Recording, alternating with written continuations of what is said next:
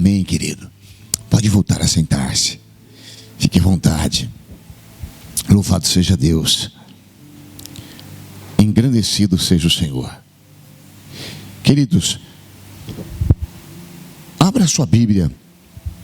Abra a sua Bíblia em Gênesis 12. É um texto muito conhecido.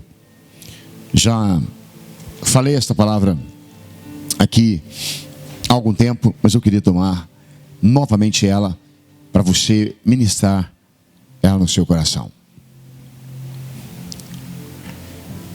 Quando é tempo da gente começar uma caminhada? Eu sei que a maior parte de nós, muitas vezes, independente da idade que tenhamos, vivemos experiências em que dentro de nós, em alguma área, em alguma coisa, a gente pensa que ou é tarde demais, ou é cedo demais, ou não está na hora. A gente às vezes tem dificuldade de saber a hora de começar trajetos, de começar histórias, de começar a fazer alguma coisa. A gente tem dúvida se está no lugar certo, na hora certa, na vida certa, no jeito certo. E eu vejo que a vida de Abraão, ela nos ensina algumas lições. E eu já falei delas aqui, mas como a gente está chegando agora no fim de um ciclo, de um tempo, e a gente está iniciando um novo tempo, um novo ciclo, é a mesma vida, mas é um tempo divisionado. Eu penso que é interessante a gente olhar para a história dele. Dentro da nação judaica, você não poder ter filhos é terrível. É uma coisa assim que acaba com o valor de um homem, especialmente de um homem. Porque os filhos eram vistos como grande riqueza, a família era vista como grande riqueza. Uma mulher ser estéril era a pior desgraça que poderia lhe acontecer. Porque, diferente de hoje, naquela época, a mulher ela tinha uma função principal, que era ser procriadora, e uma segunda, que era de gerar prazer e cuidado ao seu esposo. Só eram essas três, nada mais. Isto culturalmente falando. É Jesus quem vem quebrar paradigmas e mudar esse rumo. E a gente está aqui diante de uma situação de um casal que eles foram afetados nas duas áreas. Ela carrega a maior maldição da época, que é a maldição de ser estéril. E ele, a de não ser pai. Ele deveria amá-la de forma tremenda, porque por ela ser estéril, ele teria o direito de casar-se com uma serva ou com uma outra pessoa. Mas ele permaneceu os anos da vida somente com ela. Só mais tarde, no erro de roteiro, é que ele vai ter um filho com uma serva, o Abraão. Mas aqui não. Ele está aos 75 anos de idade, já um tempo avançado da sua vida, e o seu lar, a sua casa, é um lugar em que as piores coisas dentro daquela cultura havia acontecido. Pior que isso era ter lepra ou qualquer outro tipo de doença em que você não pudesse socialmente estar ali. Mas esse tipo de coisa talvez fosse o que de pior pudesse acontecer com alguém. Uma mulher estéril, um homem sem filhos. E de repente você vê Deus entrando na história deste homem para mudar o rumo e o roteiro da sua vida. Deus ele chega até Abraão lhe propondo, primeiro, quebrar todas as peias da comodidade ou do costume que ele gerou dentro de si próprio em aceitar a vida como ela estava. E Deus desperta o seu coração a uma possibilidade que era do coração dele, mas lá atrás, não mais agora. Que era de ser pai, não de um filho, mas pai de uma nação e de uma multidão.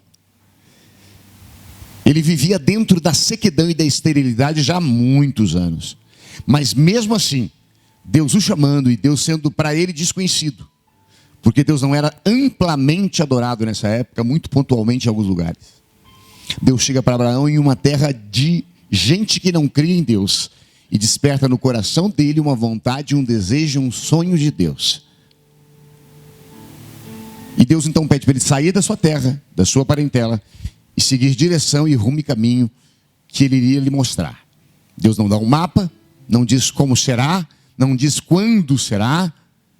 E a leitura que ele faz pelo roteiro, possivelmente seria de desistência. Porque o homem que tinha impulso e ímpeto para sair acreditando, deixando para trás tudo, é o homem que lá na frente, é a mulher que lá na frente, quando o anjo aparece 20 e tantos anos depois, dizendo, vai ser agora, ele ri, ela ri. Porque o tempo desgastou, entende o que eu quero dizer? A força da partida foi se desgastando pelo caminho. Porque 1 ano entrou, 2 anos entrou, 3 anos entraram. A gente tentou com a serva, com Agar, nasceu Ismael, não deu certo, não é bem isso.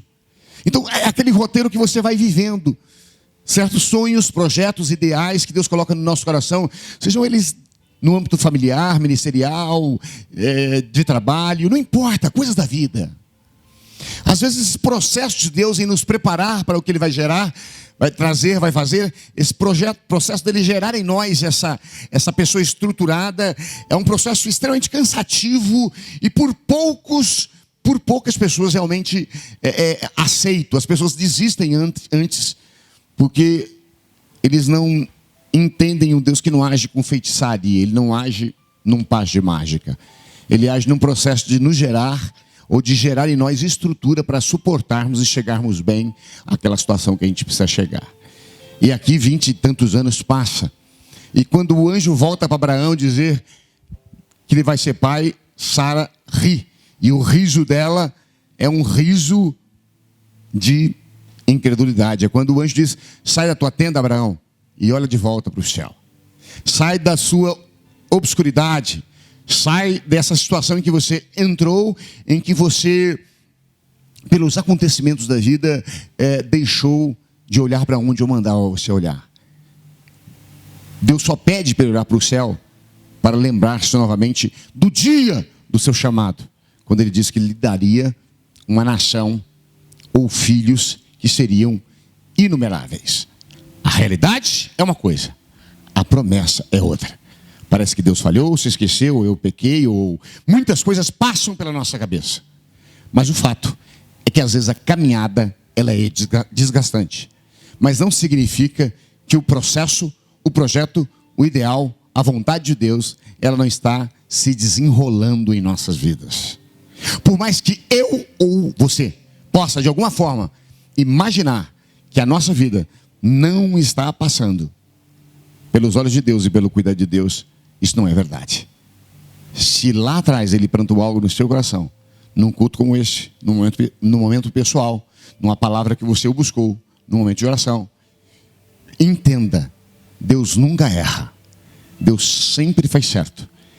É que Deus trabalha em situações que a gente não vê. Ele trabalha no alicerce para que aquilo que seja construído não venha ruir, não venha cair. Então, não podemos olhar para as circunstâncias. Precisamos olhar para o autor e consumador da nossa fé. Aquele que nos dá força para continuar. Que lições a gente pode aprender com Abraão nesse processo todo?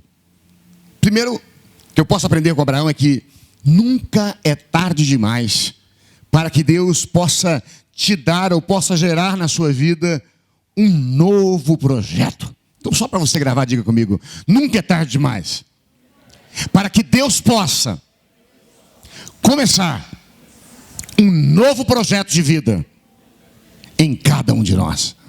Nunca é tarde demais para consertar um casamento, nunca é tarde demais para se vencer numa área específica, nunca é tarde demais, nunca é tarde demais. Ele tinha, o que eu já disse a vocês, 75 anos de idade. Se eu fosse fazer essa promessa, eu faria ela a um homem jovem, a uma mulher jovem, que teria um vigor físico e a expectativa da alma de ter isso. Mas ele chega para alguém que já está esgotado, tanto num como no outro, num tempo já avançado. E eu aprendo isso com Abraão pelo simples fato de que a gente vai ver muitas vezes na história Deus chegando em épocas ou eras tardias de alguém. Eu digo isso porque também nós achamos que as coisas estão atrasadas demais, porque a gente é muito rápido, a gente é muito, tem que ser assim. E de repente a gente também quer que Deus trate a gente assim, e Ele não é assim. E muitas vezes pelo tempo ter passado, pode ser que eu e você, que nós tenhamos perdido a perspectiva ou a fé em nós mesmos. E a gente não acha que seja possível ter um novo projeto de vida, traçar novos caminhos, viver novas experiências. Porque as últimas, elas são ainda de esterilidade e de tempo passado. Mas a verdade é que, aos 75 anos de idade, Deus chama esse homem. A história está repleta de homens que só tiveram realmente um início e uma trajetória de vida forte, já em idade plenamente avançada. Podemos falar do presidente norte-americano Abraham Lincoln, que só depois dos 60 vai conseguir aquilo que sempre buscou na vida. Poderíamos falar do dono do KFC, que fazia aquela galinha assada, que só depois dos 60 a coisa vai acontecer. Poderíamos falar de tanta gente fora da Bíblia e dentro da Bíblia, como Isabel, que já não tinha mais tempo de ter filho, e quando lhe dizem que ela vai ficar grávida, Zacarias tira sarro, porque não era crível aquilo, e ele fica mudo até o dia que o menino nasce. João Batista. Deus é esse Deus que não tem tempo. Ele pode ser o Deus do agora, como a palavra de Deus o chama no Velho Testamento, de o Deus do agora, o Deus do já. Ele é sempre o Deus do já. Só que o já de Deus pode se prolongar por um tempo. Ele começa agora, mas ele termina só na hora certa. E a gente tem que ter paciência e força para essa caminhada. Mas de fato, uma coisa gostosa e forte de sabermos e vivermos é que nunca é tarde demais. Nunca. Você pode ter o tempo que for naquilo que está seco na sua vida. Não importa. Nunca é tarde demais. Deus nunca chega atrasado. Ele chega sempre na hora certa. Na hora que eu estou pronto para viver aquilo. Poderia falar do homem de 38 anos, sem andar. João 5, parecia ser tarde demais, mas nada matou a esperança no coração. E mesmo sendo paralítico, ali ele esperava para de alguma forma pular num tanque, que não tinha quem ele jogasse, quem o jogasse. Ali ele estava. Nunca é tarde demais.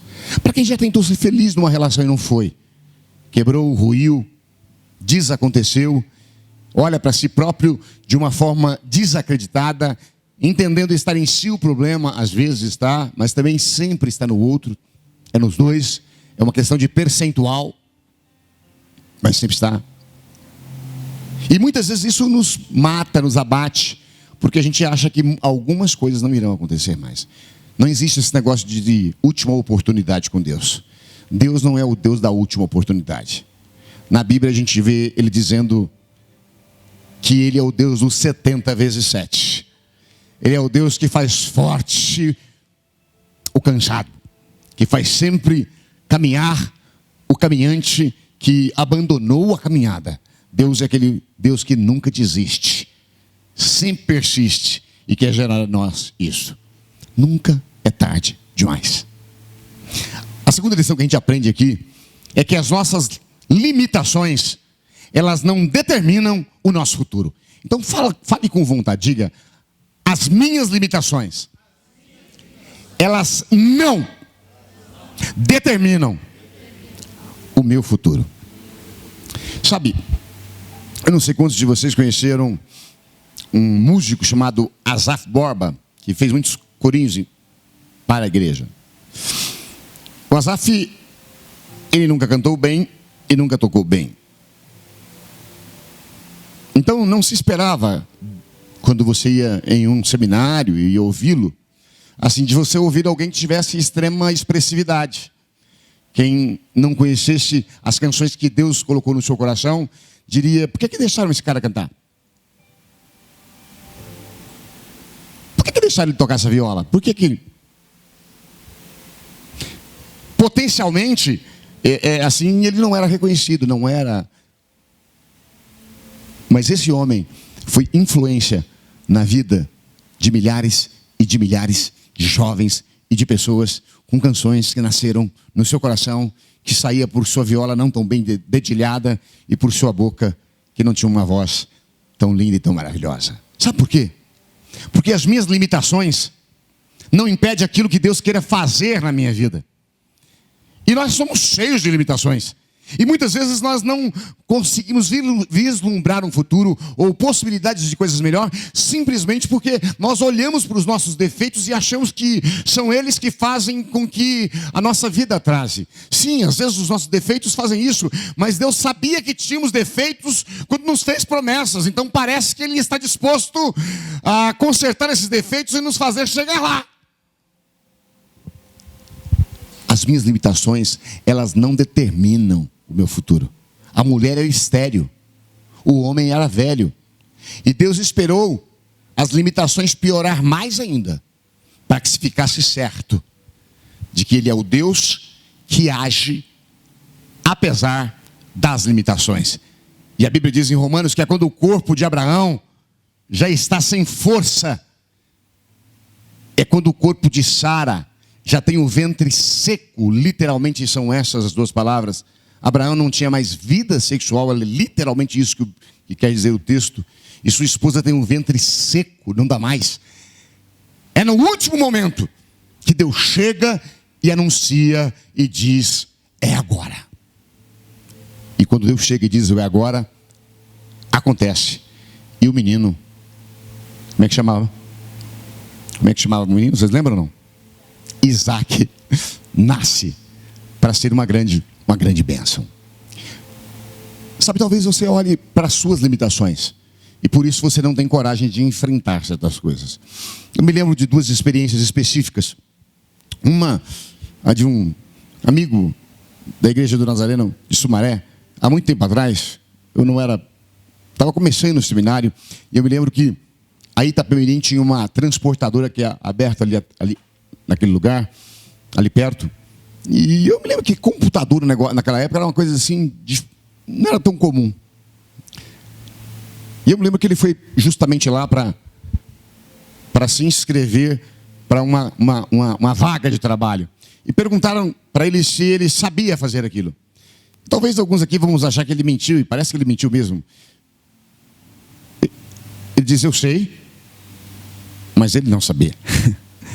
E naqueles próximos 15 dias que foram se passar, foi o tempo que ele se afundou naquilo. E ele trabalhou ali por muito tempo. E ele fez aquilo com muita maestria. Isso me faz lembrar também da esposa do pastor de Padre Anchieta, a Tuca, que foi para uma entrevista em uma empresa, uma multinacional, onde ela estaria ocupando uma função específica de um nível muito grande.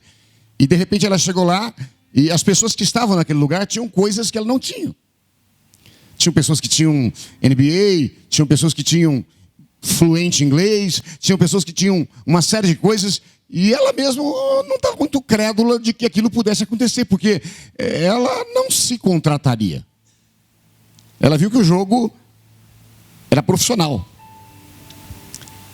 Ela contou isso para o seu pastor, o Luciano, que esteve aqui falando com os casais. Ele injetou fé no seu coração. Ele diz, olha, Deus é o Deus das causas impossíveis. Se Deus te quer lá. E mesmo ela tendo pessoas extremamente mais preparadas que ela entrou no processo. E por incrível que pareça, ela foi selecionada por uma qualidade que ela não estava olhando nela. Eles queriam pessoas que tivessem um perfil de alta formação, sim, mas que especialmente soubessem lidar com pessoas e resolver crise entre as mesmas. E esse perfil é extremamente marcante nela. Às vezes você pode ter 10 defeitos, mas existe uma virtude que vão sufocar os demais. A limitação de Abraão era ser velho sem filho. A de Sara era de ter um ventre estéril. Não coloque muito os seus olhos nas suas limitações. E quando eu digo limitações, eu não estou dizendo pecados, eu estou dizendo coisas que não estão em mim como força. Não é verdade ou não? Com força. Você já viu quanta gente, às vezes, feia, casa com gente bonita? É porque a pessoa não ficou de olho nas suas limitações, teve coragem, foi lá, investiu e arrastou para casa. Casou. E às vezes o bonitão não adianta nada, porque ele se olha como feio, né? Sempre vou falar, porque tem coisas que a gente marca tanto que a gente fala 50 mil vezes, né? Mas ali na Avenida Limeira, uma pessoa foi, uma moça muito bonita, foi se aconselhar comigo e dizer como ela se achava feia. E eu falei, imagina, onde você é feia? Só se for no outro mundo. Ela era linda de morrer, de viver. Linda. E eu fiquei umas 2 horas tentando, peguei espelho, mostrei, sabe, aquilo que a gente aprende a fazer dentro da iniciação em psicologia do seminário ou da vida. E ali a gente foi, mas não, ela se achava feia. Ela era bonita, nova, era rica, mas não se enxergava em seus valores, só em seus defeitos. Eu até brinquei no final, falei, bom, já que você vai jogar você no lixo mesmo, casa comigo. Mas ela não quis casar, não. Eu também estava brincando. Mas eu estou dizendo que muitas vezes a gente não dá um passo porque a gente fica olhando para uma limitação nossa. Eu não sei falar, disse Abraão, não foi assim? Sou gago. E Deus disse, não me importa. O Gideão disse, eu sou fraco. E Deus disse, não me importa. O Isaías disse, eu tenho a língua ou a boca suja, não sei o que ele falava. Deus disse, não me importa. E aí a gente pode pegar cada um, e pega você que conhece a Bíblia, e você vai ver que Deus sempre chegou para as pessoas que expuseram as suas limitações. Jeremias disse, eu sou um menino, que era novo demais para o processo que ele ia cumprir. Ele disse, não me importa. Deus não está olhando para as suas limitações, Ele não precisa respeitá-las. Não olhe para os limites, para os muros que colocaram em torno de si. Olhe para Deus, olhe para as estrelas, olhe para os grãos de areia no chão.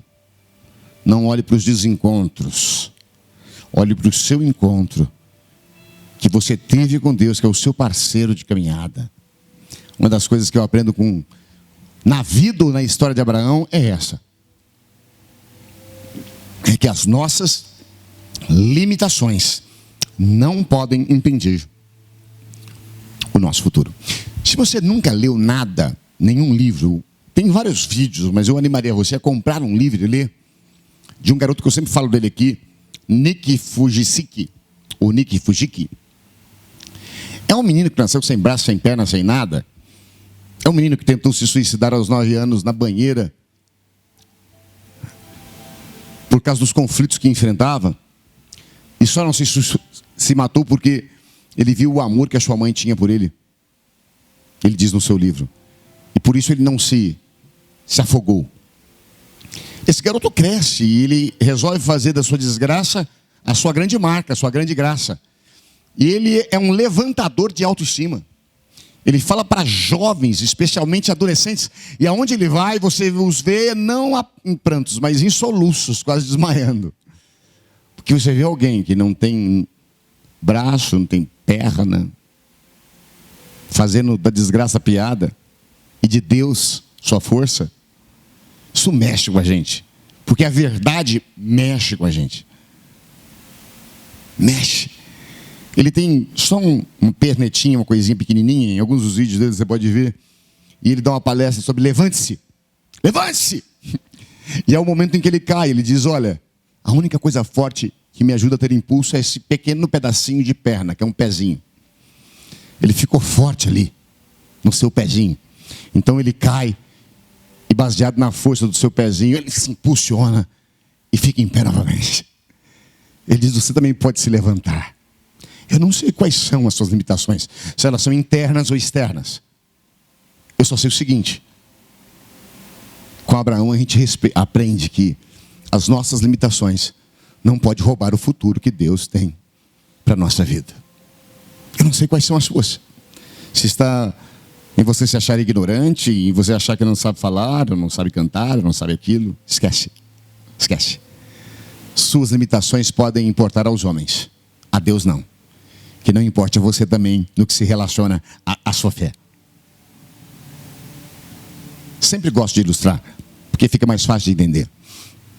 Logo no início da minha fé, eu fui a Paulínia em um culto na Assembleia de Deus, assim, bem pequenininha. Então chamaram a irmã Nininha para cantar. E a irmã Nininha foi lá com seu pai, que foi com a sanfona. Eram pessoas simples, muito humildes. Humildes, todos nós somos, humildes não quer dizer que é, errei na palavra aqui, mas simples. Simples.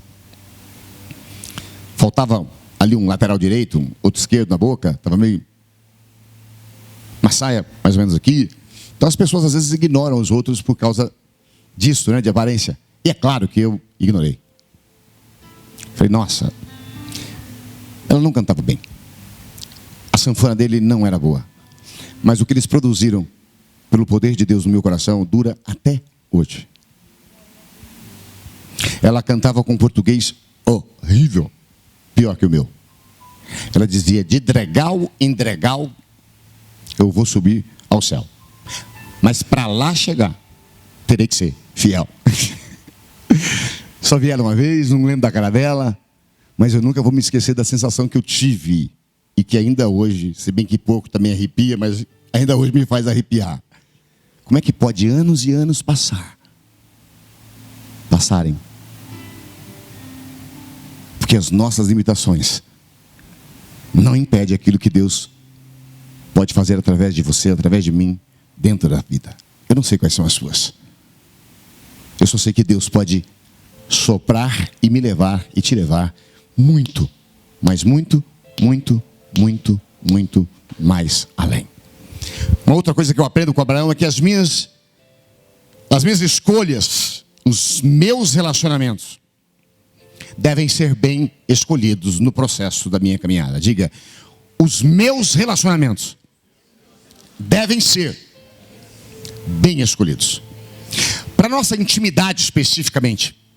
Não estou dizendo que não devemos andar com uns ou com outros. Quando ele fala que andar, não é no sentido de andar, de oi, de...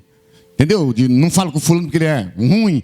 Quando a Bíblia fala sobre andar, está falando de uma vida, está falando de uma conjugalidade.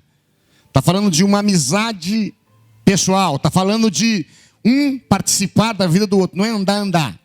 É andar caminho, estrada, história, vida. Abraão cometeu um erro. Ele escolheu para caminhar com ele pessoas, especialmente o seu sobrinho, que Deus tinha dito a ele deixar. Ele não deixou. E ele lhe gerou vários problemas pela caminhada. Pessoas nos influenciam. E nós influenciamos pessoas. Existem pessoas que a gente precisa se relacionar com elas, mas dentro de um nível de superficialidade.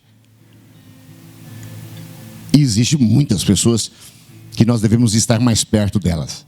Se elas têm Deus, se elas amam Jesus, se elas são pessoas íntegras, se elas são pessoas, essas pessoas, agarre-se a elas, porque com certeza elas poderão trazer valor à sua vida.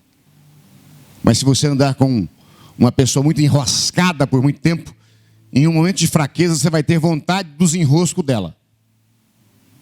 Entendeu não?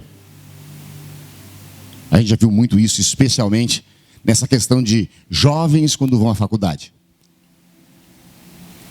E que saem às vezes com uma fé, com um pensamento, mas que de repente já estão com a cabeça mudada. E como é que mudou tão de repente? Será que foi o professor? Será que foi? São novas amizades, novas relações, as quais ele deveria ter salgado elas ou ter iluminado elas, mas em lugar disto, ele foi afetado. O que eu aprendo com a história de Abraão é que o erro seu de ter consigo Ló atrasou anos na sua vida. Você não pode escolher quem está na sua família, você não pode escolher quem é seu irmão na fé, você não pode escolher um monte de coisa, mas você pode escolher com quem você vai andar. Pessoas que às vezes têm valores que confrontam com os nossos e a gente se sente fraco, parece que quer nos corromper. Cuidado. Eu acho que a gente tem que estar perto para iluminar, para salgar, para abençoar. Temos que ter amigos que não são cristãos, que são ímpios. Temos que ter, porque senão como é que eles conhecerão a Cristo? Mas é preciso saber, dentro da igreja e fora dela, com quem eu vou ter caminhada, conjugalidade. Uma outra coisa que eu aprendo com Abraão é que pegar um atalho na vida pode trazer duras consequências. Diga comigo, pegar um atalho na vida pode trazer duras consequências. Atalhos é essa coisa de não querer fazer o caminho todo. Aí a gente quer ir pelo caminho mais fácil. Sempre a gente quer achar o caminho mais fácil. Eu já falei aqui esses dias que indo para Barra Bonita, falando, vai por aqui que é não sei quantos quilômetros mais curto. E lá fui eu pregar no encontro de pastores, pelo caminho mais curto. Só esqueceram de me dizer que são 30 quilômetros de terra. E com um sol extremamente quente. Do meio-dia, porque começava 2 horas o encontro, eu acho que era um meio-dia, 1 hora, no meio de um canavial.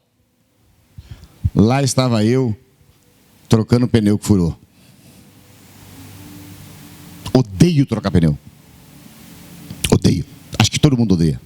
Se alguém disser que gosta, não é normal. Suei, camisa molhou, já suo normalmente. Você imagina no ar-condicionado, você imagina num sol, a pino de meio-dia no meio do canavial. E não passa ninguém para socorrer. Tirei com muita dificuldade. Consertei. Estragou de novo aqui numa situação horrível. Tudo isso por causa do quê? De um atalho. E espiritualmente, muitas vezes na vida, a gente quer ter atalhos. Tem gente que quer ter atalho para ser rico. Tem gente que quer ter atalho para isso, para aquilo outro. E muita gente procurando atalhos acaba arrumando problemas para a vida. O atalho de Abraão foi Agar, a sua escrava. Deus não tinha atalhos. Deus disse para Abraão e para Sara que a promessa era deles. E eles quiseram dar uma forcinha para Deus. E nasce Ismael, pai do povo árabe. Pai desses que brigam até hoje. Consequências de um atalho. Pode ser que os caminhos de Deus às vezes possam ser mais longos, mais complexos, às vezes dolorosos. Pode ser que a porta de entrada dele seja apertada. Não larga. Não dá para a gente levar bagagem. Mas uma coisa é certa. O que Deus faz, constrói. Ninguém jamais destrói. E embora possa levar algum tempo, Deus constrói não só fora, mas Deus também constrói dentro. E isso é que é válido. Gosto de um verso que a gente tem falado aqui esses dias. Que a bênção de Deus enriquece e não acrescenta dores. Enriquece aqui em todos os sentidos. Não pode se usar só para questões financeiras. É para tudo. Ele está dizendo a bênção de Deus na sua totalidade, em todos os sentidos, ela enriquece. Só que tem uma questão, ela não acrescenta dores. Porque muitas vezes as pessoas conseguem enriquecer-se em áreas da sua vida, mas de formas que aquilo vai trazer dores. Um casamento é uma riqueza. Mas se não é do jeito de Deus, eu vejo na vida de muitas pessoas, traz dores terríveis. Quando é de Deus já tem umas dorzinhas, imagina quando não é de Deus. Mas mesmo assim eu vejo gente que crê em Deus teimando numa relação errada, achando que é psiquiatra, psicólogo que vai mudar o outro. Eu digo, a tendência é piorar. Mas eles não acreditam. Enfim, pegar atalhos pode trazer consequências graves. Quantas pessoas eu já vi pegando atalho? Para negócios. Sabe aquela propinazinha? Sabe aquela coisinha? Não estou falando de coisas simples. E depois você vê necessitando de um prato de comida de alguém. São os atalhos da vida. Faça o caminho certo. Vá pelo caminho certo. Porque aquilo que Deus vai construir, ninguém vai destruir. Nem o diabo. E eu vou dizer uma coisa para você que pode te assustar. Nem Deus mesmo destrói aquilo que Ele construiu. É o que diz Paulo aos Romanos. Que o cara pode cair, ser sujo. Se Deus deu um dom, não tira dele.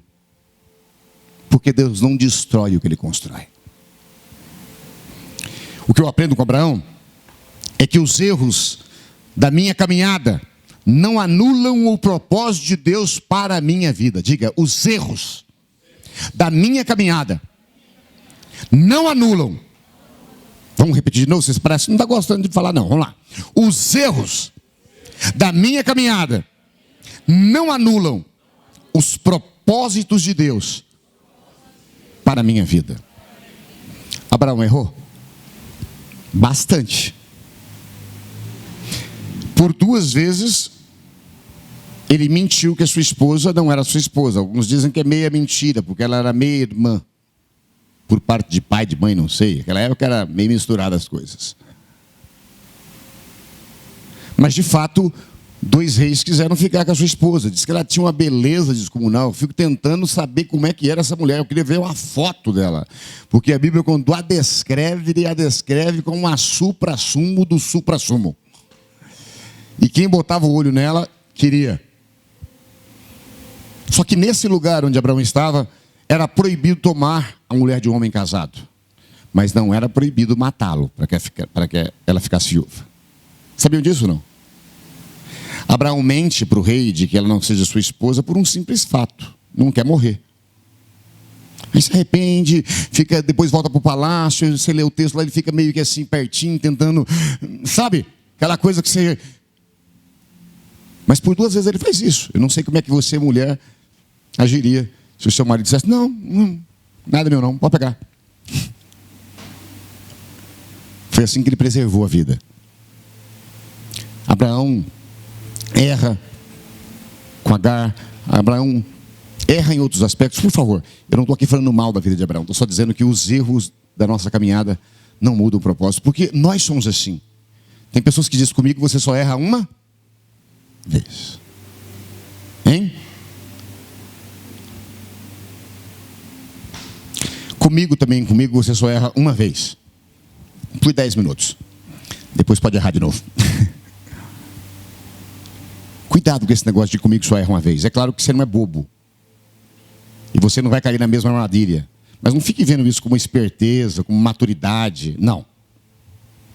Eu preciso do perdão de Deus constantemente. Não existe razão pela qual eu não possa concedê-lo constantemente. Não estou de novo aqui animando ninguém a errar. Só estou dizendo que os acidentes de percurso não fazem com que Deus mude aquilo que Ele projetou para a minha vida. Se você errou, saiba que há consequências. Mas isso não quer dizer que Deus mudou o fim da sua jornada. Tá certo? Os grandes homens de Deus erraram bastante, não? Vamos falar mal deles aqui hoje. Davi errou, não errou? Chamado homem segundo o coração de Deus, mas como errou esse Davi? Assassino por encomenda de seu melhor amigo. Adúltero, tendo tanta mulher em casa, botou os olhos no Davizinho. Já tinha mais de 30 esposas, para que mais uma? Isso. Muitos erros. Mas um coração compungido, arrependido, repreensível. Moisés errou. Assassino. Matou um homem. Ou tem causas pelas quais se podem matar? Sim, autodefesa. Não era o caso. Depois diz não para Deus. E assim vai indo. Se a gente fosse querer falar mal de alguém mais da Bíblia, dá, porque a Bíblia fala. É a Bíblia quem fala, não sou eu. Registra. Para que nós saibamos que a história não foi construída de gente perfeita, mas de gente que compreendia a sua imperfeição, mas que via um Deus que pode consertá-las no percurso, no roteiro da caminhada. Amém, queridos? Por que eu estou dizendo isso? Porque muitas vezes a culpa, ela é tão forte no meu coração, que eu associo a minha vida aos meus erros. E de alguma forma, claro que está ligada, porque um erro traz consequências. Mas um erro não muda o trajeto de Deus. Deus não deixou de me olhar, Deus não deixou de estar comigo, Deus não deixou de direcionar meus passos, embora eu tenha, de alguma forma, gerado atrasos com os meus erros. de novo, ele vai estar ali para me levantar. É por isso que Provérbios diz que se 7 vezes um justo cair, 7 vezes o Senhor o levanta. 7 tem uma simbologia específica. Ele está dizendo o seguinte: não importa quantas vezes um justo, o interessante é a palavra justo, né? Não importa quantas vezes um justo caia, eu o levanto, sempre. Sempre. Ou seja, pare de ficar olhando que é castigo de Deus. É burrice pessoal. Fica mais fácil lidar assim. Entende o que eu estou falando ou não? A gente acha que é castigo de Deus o que é burrice pessoal. Talvez essa palavra burrice é forte, né? O que eu posso falar? É burrice mesmo. É quando você faz uma coisa errada querendo que dê certo. Não é castigo de Deus, não. Deus está no céu esperando você querer acertar para Ele continuar voando com você forte. Fazer do jeito certo para dar tudo certo. Então não entenda que os meus e os seus erros podem de alguma forma atrapalhar. Jacó teve uma grande história. Quando Deus fala de si próprio, Ele fala: eu sou o Deus de Abraão, de Isaac e de Jacó. Jacó é suplantador, usurpador. É um homem que mente para o pai. Finge ser o irmão, botando pelo de cabra, porque o irmão era peludo e caçador e ele era pelado, sem pelo. Para o pai lhe dar uma bênção. Preferidinho da mãe. Mas embora ele tenha os seus erros, por alguma razão, ele era o preferido de Deus. E Deus o colocou no seu lugar, porque Deus não está olhando para os meus erros. Ele não está anulando o meu futuro. Ops, para a gente sair daqui, uma observação. Eu não estou dizendo, saia e apronte todas, que vai ser tudo igual. Não, saia e apronte todas, você está ferrado. Saia e entenda que apesar dos meus e dos seus erros, dos meus e dos seus pecados que tivemos em algum tempo da nossa vida, Deus não anulou o projeto dele para mim e para você. Você errou em relacionamentos, Deus anulou o projeto dele que você tenha uma família abençoada. Você errou em negócios, Deus não anula o projeto dele de que você pode ser alguém estruturado nessa área. Você errou na fé, Deus não anula o projeto de salvação, edificação e levantamento da sua vida. Entenda isso, em nome de Jesus. Por fim, o que eu aprendo com Abraão é que o caminho da obediência é sempre o melhor caminho. Só quando Abraão obedece a Deus é que as coisas rapidamente dão certo. Ele sai da terra quando Deus manda. Ele leva o filho para ser sacrificado quando Deus pede. Você vai ver que em situações extremas, coisas extremas são pedidas a Abraão. E ele concede todas elas. Porque ele crê na fidelidade, no caráter e na pessoa de Deus. O caminho da obediência é sempre o melhor caminho. É como a gente sempre diz: adianta você ir ao médico, ele passar a receita para você, dizer é umas 10, outras 18, e você mudar o tratamento? Toma uma às 10 e fala, não, é muito dose, é forte a dose. Não toma. Dá para reclamar dele? Não. É como você ir ao advogado, pegar todas as direções para o que tem que fazer e fazer do seu jeito. A obediência é a única coisa que pode nos levar a um processo de bênção divina sobre a nossa vida. O que eu aprendo com Abraão é que o caminho da obediência é sempre a melhor escolha. Obedeça, custe o que custar. Eu gosto aqui do exemplo de Naamã. Lembra daquele leproso? Ele se sentiu humilhado quando ele chega para Eliseu de uma longa jornada e não impressiona Eliseu com o que trouxe: riqueza, roupas, ouro. E o Eliseu simplesmente diz para ele assim: manda o servo até lá, Geazi. Geazi vai lá e fala para ele tomar banho. É como se Donald Trump viesse ao Brasil e procurasse o presidente. A rainha da Inglaterra viesse ao Brasil e procurasse ao presidente para para ser direcionada a uma fonte de suprimento de alguma necessidade sua, e ele não saísse à porta, mandasse o seu servo. Desrespeito. Naamã era o general da maior potência daquela época. Mas por alguma razão, o seu orgulho precisava ser quebrado. Mas o interessante é que ele não se curva, né? Aí ele está indo embora. E aí os seus servos diz para ele: meu senhor, se ele tivesse te pedido alguma coisa tão difícil, tudo bem, mas só pediu 7 mergulhos. O que custa? Ele voltou e fez o que? Obedeceu. Tem nada a ver com o rio é sujo. Tem nada a ver com 7 vezes. 7 é 7, que nem 8. Tem nada a ver com nada.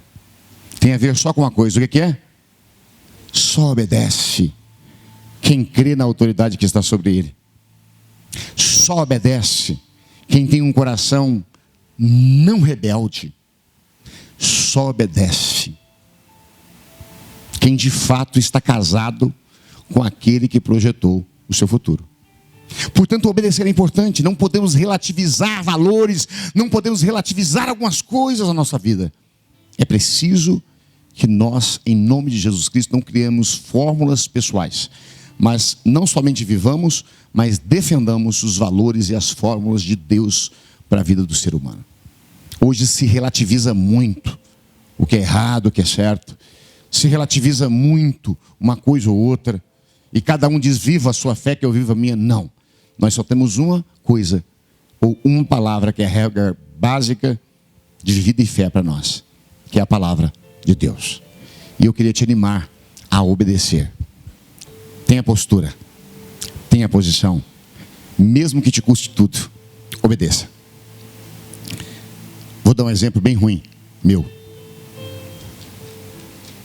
Houve uma época quando eu cheguei para cá, mal pra caramba, sem trabalho, e tinha que fazer um negócio não muito certo para sobreviver. Mas eu falei: Deus, eu vou fazer isso, mas eu não vou mentir. Então eu tinha que viajar para fora para buscar umas bombinhas para vender aqui. E pagar algumas dívidas, algumas coisas. Eu falei: todo mundo passa com mais de $500 mesmo? Mas eu fiz um vínculo comigo. O dia que ele perguntar, eu respondo. Ele nunca perguntou, mas um dia ele perguntou. Era um sábado.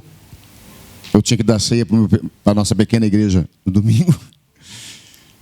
E aí aquela resposta custou tudo que eu tinha. Custou R$40 mil. Ficou tudo lá. Porque ele fez uma pergunta. Eu não estou falando que eu sou bom. Por favor. Eu só estou dizendo que a pergunta que ele fez era a única que eu falei para Deus: Deus, que ele nunca me pergunte isso. E um dia ele perguntou. Mas eu nunca me arrependo de ter obedecido, de ter falado a verdade. Umas simples coisas, mas define muito do nosso caráter, define muito da nossa história.